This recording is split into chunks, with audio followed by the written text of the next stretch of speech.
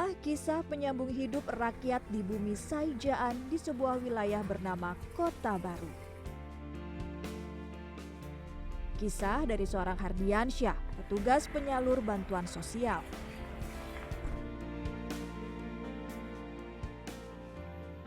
Pria 27 tahun asal Pulau Masalembu, Kabupaten Sumeneb ini berkeliling ke daerah-daerah pelosok di sekitaran Pulau Laut Kalimantan Selatan demi memenuhi harapan masyarakat kepulauan.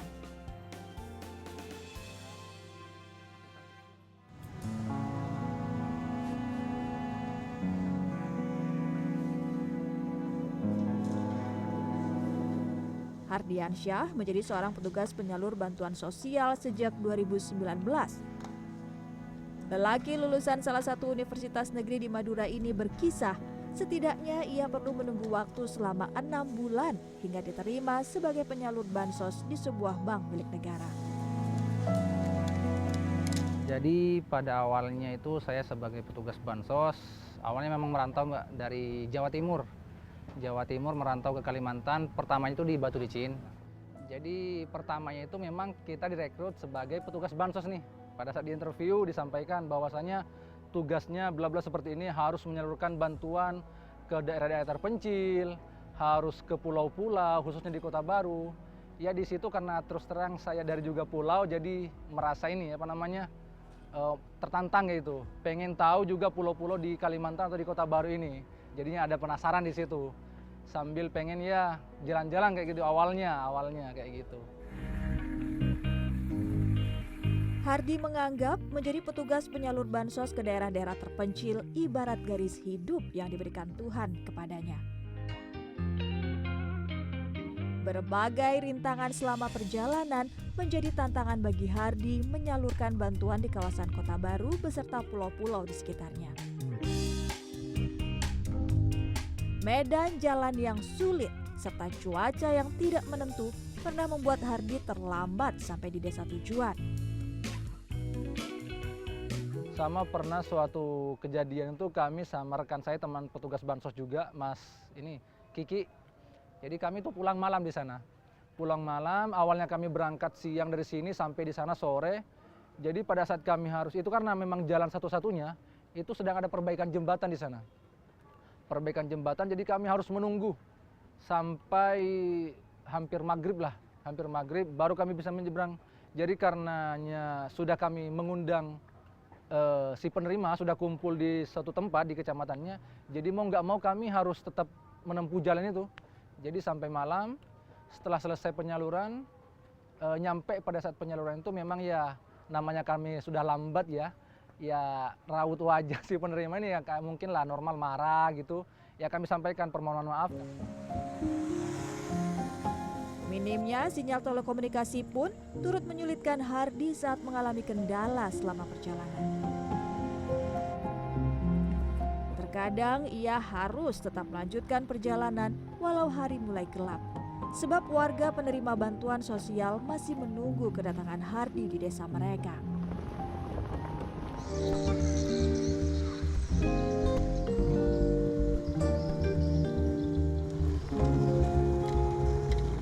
Dukungan keluarga adalah kunci bagi Hardi menjalankan amanah yang diberikan kepadanya. Bagi sang istri Halwa yang mendampingi Hardi sejak 2020, pekerjaan Hardi ini sesuai dengan karakter yang dimiliki suaminya dan menjadi pintu keberkahan keluarganya. Mas Hardi itu orangnya itu tegas, pemberani. Contohnya seperti ketika beliau mengajarkan saya tentang seperti ini deh, iya tegas banget ngomongnya tuh ya langsung masuk ke dalam hati saya. Ya Allah, sangat berterima kasih karena bisa mendapatkan seseorang yang bisa membuat saya itu cinta dengan agamanya.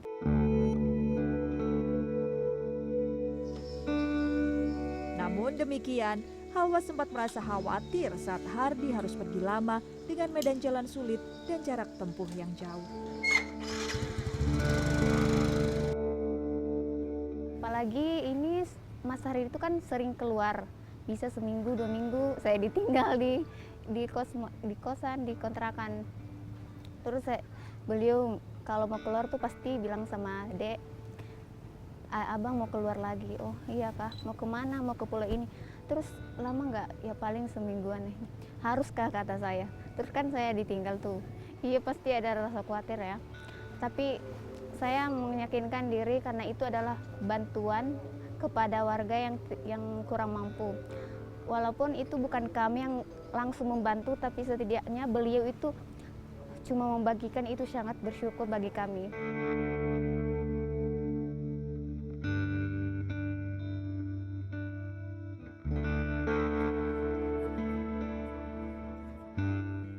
Hawa pun ingin Hardi terus bersungguh-sungguh menjalani pekerjaan mulia sebagai penyalur bantuan sosial ke wilayah-wilayah terpencil di kawasan Kota Baru.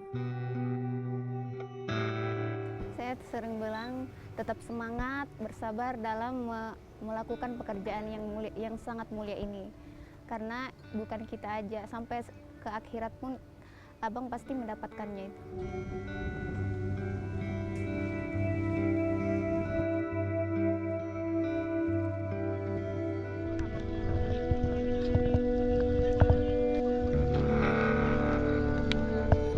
Rata-rata sepertinya memang medannya sulit-sulit, ya terutama kami di Kota Baru karena memang seperti yang kita ketahui, Kota Baru ini daerah pulau laut, jadi pulau-pulau yang dikelilingi oleh laut kayak gitu.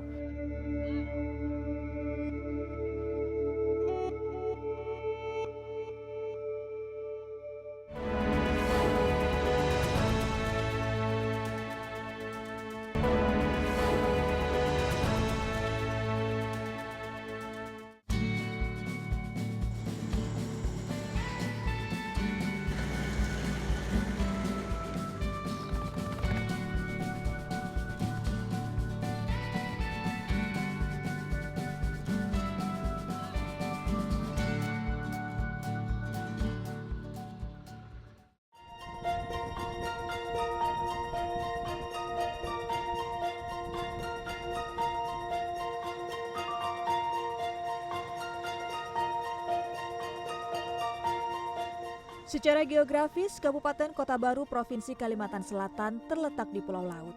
Pulau ini terletak di sisi tenggara Pulau Borneo dan terpisah dari daratan utama Kalimantan. Berdasarkan data Kementerian Pekerjaan Umum dan Perumahan Rakyat atau PUPR, topografi pulau laut terdiri dari perpaduan tanah, pegunungan, wilayah pantai, serta pulau-pulau kecil.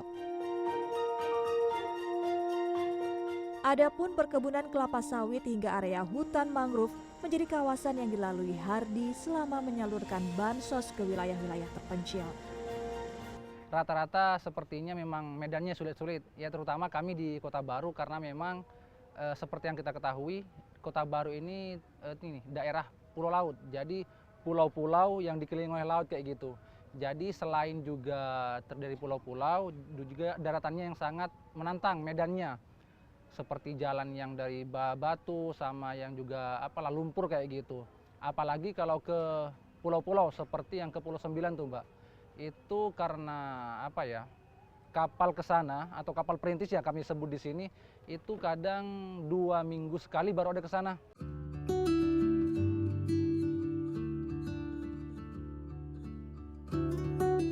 Perjalanan menuju ke lokasi penyaluran bansos di wilayah-wilayah terpencil Kabupaten Kota Baru dimulai Hardi sejak pagi hari.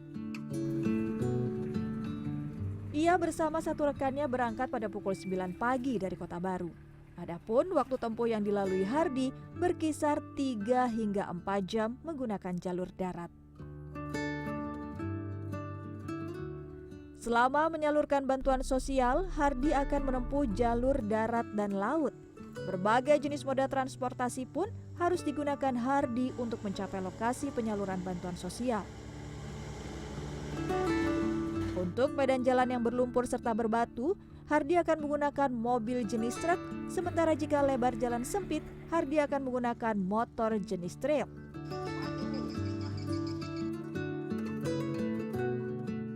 Dan untuk armada transportasi menuju ke pulau-pulau kecil di sekitaran pulau laut, Hardi akan menggunakan kapal milik warga. Ini ya Mas ya, pakai armada ini. Jadi nanti kita mau nyalurin bansos kemana aja nih Mas? Nah iya, sebelumnya ini kan kita ada di Kecamatan Kepulauan. Hmm, Jadi kita akan melakukan penyaluran bantuan sosial ke 3 pulau ini, Mbak. 3 pulau? 3 Mana aja pulau. tuh? Pertama ke Pulau Kerayaan, Hmm, kedua Pulau Kerasian, dan ketiga Pulau Kerumputan. situ. Iya, jadi alurnya pertama ke paling belakang dulu, yang paling Belakang. jauh, kedua nanti ke sini, Hmm? nanti ketiga di sini, Pulau Oke. Kerumputan. Paling jauh dulu ya. Iya, paling jauh dulu kita. Nah, nanti ini bansos yang disalurkan seperti apa nih Mas? Nah ya ini nanti bansos yang kita salurkan itu namanya bansos BPNT atau sembako. Jadi yang kita salurkan itu berupa kartu sama buku tabungannya, nanti kita serahkan kepada KPM, keluarga penerima manfaat di pulau-pulau nanti ini, Mbak. Untuk menyeberang ke Pulau Krayan, setidaknya dibutuhkan waktu 45 menit hingga 1 jam menggunakan kapal tradisional orang Kalimantan, yakni kapal klotok. Tarif sewa kapal ini seharga Rp200.000 sekali perjalanan. Kapal kayu ini biasanya tersedia di dermaga dekat permukiman warga. Armada yang kita gunakan memang menggunakan kapal seperti ini ya Mas? Iya, ini merupakan satu-satunya transportasi dari sini untuk ke pulau-pulau. Ibaratnya ini angkutan umumnya lah, angkutan umumnya untuk ke pulau-pulau yang ada 3 di situ tadi. Iya. Nah, jarak tempuh dari sini ke pulau terluar ya, terjauh itu berapa lama Mas? Kurang lebih 1 jam lah. 1 jam 1 ya? jam. Lalu ke pulau-pulau yang lainnya 30 menit atau 30 menit lah. Oh, jaraknya antara Iya, 30 menit begitu 30 ya? menit, iya.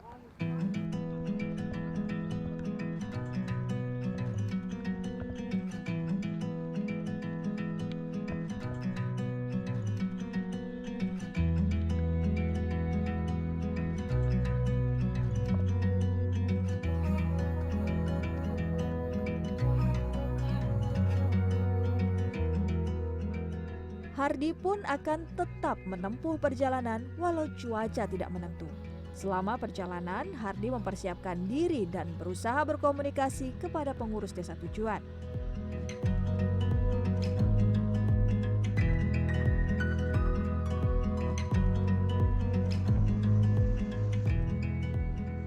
Selain menyalurkan bantuan ke 3 pulau ini, Hardi juga menyalurkan bantuan ke Pulau 9. Setidaknya Hardi menghabiskan waktu hingga 10 jam untuk menyeberang.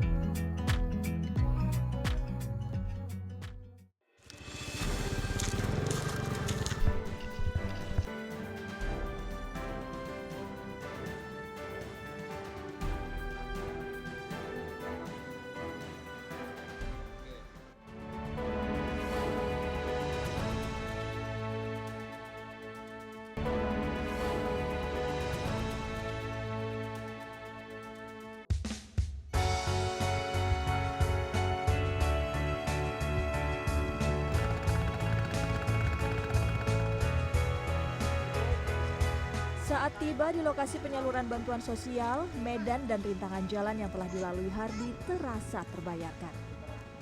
Tugas mulia sebagai penyalur bansos ia laksanakan dengan sukacita.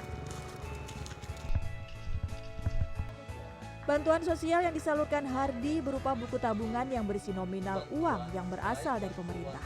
Penyaluran bantuan sosial ini pun dilakukan Hardi di balai pertemuan desa setempat dengan mengumpulkan warga penerima.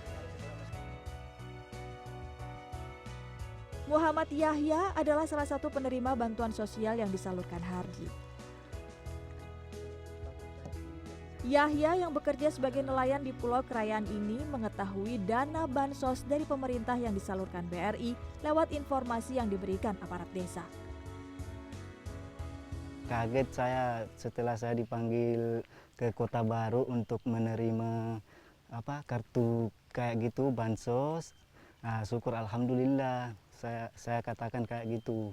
Ya pokoknya buat alat-alat mancing gitu seperti menarik ikan itu. Ya itu aja pokoknya alat pancing aja. Kalau ada kekurangannya bisa membeli lagi Kalau ada selebihnya bisa untuk makanan sehari-hari. Itu aja, Mbak. Yahya pun merasa terbantu dengan bantuan sosial yang disalurkan Hardi kepadanya.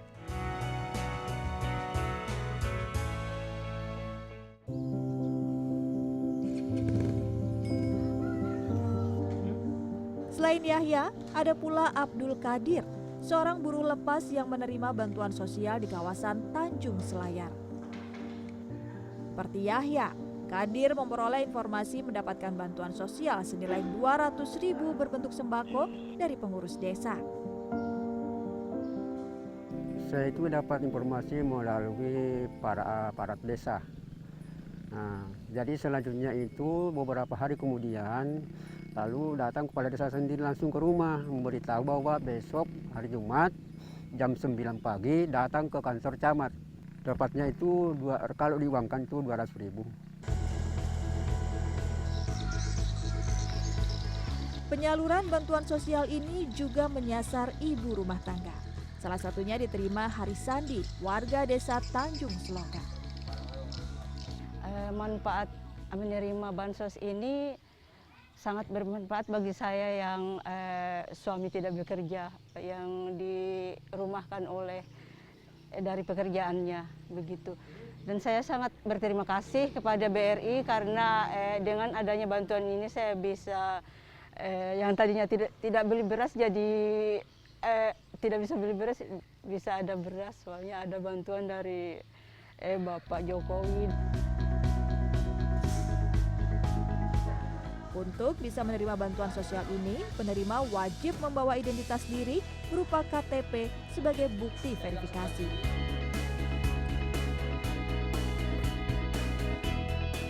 Tak hanya menyalurkan bantuan sosial terpusat di Balai Pertemuan Desa, Hardi juga akan mendatangi rumah-rumah penerima bansos jika kondisi penerima sedang sakit atau mengalami kelumpuhan. Ia akan berkeliling desa setelah penyaluran bantuan sosial di Balai Pertemuan selesai. Bank Rakyat Indonesia atau BRI sebagai salah satu bank milik negara ditunjuk pemerintah sebagai penyalur bantuan sosial kepada masyarakat yang terdampak secara ekonomi di tengah pandemi COVID-19. Namun demikian, program penyaluran bantuan sosial kepada masyarakat telah dilakukan BRI sejak 7 tahun lalu. Untuk penyaluran program sendiri di BRI Kota Baru kami mempunyai petugas bansos yang tugasnya menyalurkan bantuan-bantuan tersebut ke daerah-daerah pelosok. Kami kerjasama dengan agen Briling yang tersebar di seluruh wilayah Kota Baru. Jadi dari situ penerima bantuan bisa berkoordinasi langsung dengan tugas Briling, agen Briling dan juga dengan tugas bansos kami untuk menyalurkan dan menerima bantuan-bantuan tersebut.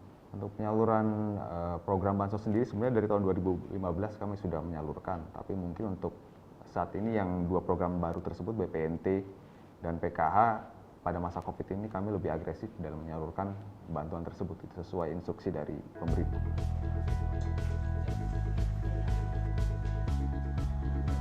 Peran serta Hardiansyah menyalurkan bantuan sosial ke daerah-daerah pelosok menjadi kunci kesuksesan program bantuan sosial pemerintah. Sebab penyaluran bantuan sosial dapat dilakukan lebih cepat serta tepat sasaran. Secara keseluruhan, terdapat 9 kecamatan dengan 88 desa di Kabupaten Kota Baru yang menjadi lokasi penyaluran bantuan sosial oleh BRI dari pemerintah ini. Kalau manfaat yang diterima tentu sangat besar ya, karena apalagi di masa pandemi seperti ini kan ekonomi juga lagi menurun, bantuannya sangat berarti. Apalagi terutama di pelosok dengan adanya petugas bansos dari BRI juga sangat membantu karena kan nggak mungkin terutama masyarakat di pelosok untuk datang ke bank langsung. Jadi di situ fungsinya dari teman-teman tugas bansos memfasilitasi juga mengedukasi, sosialisasi program-program yang ada di kami seperti itu. Jadi ya sangat terbantu dengan ada tugas bansos. Jadi lebih cepat, jauh lebih cepat gitu, proses penyaluran.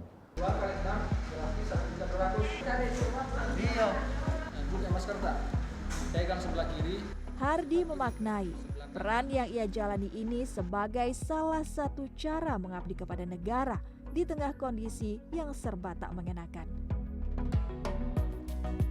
Ia pun berharap perjalanan yang ia lakukan ini terus bermanfaat bagi orang-orang yang membutuhkan, terutama di daerah-daerah terpencil. Terang kalau kami ke desa-desa atau ke lokasi-lokasi yang sulit dijangkau, itu sesampainya dalam perjalanan memang sangat capek, lelah, itu semua sudah ada. Tapi pada saat kami sampai di lokasi, kami sembari membagi bantuan, kartu bantuan, itu melihat senyuman penerima bansos itu, apa ya istilahnya itu, rasa lelah, capek kami hilang seketika terbayar oleh senyuman si penerima bansos itu tadi.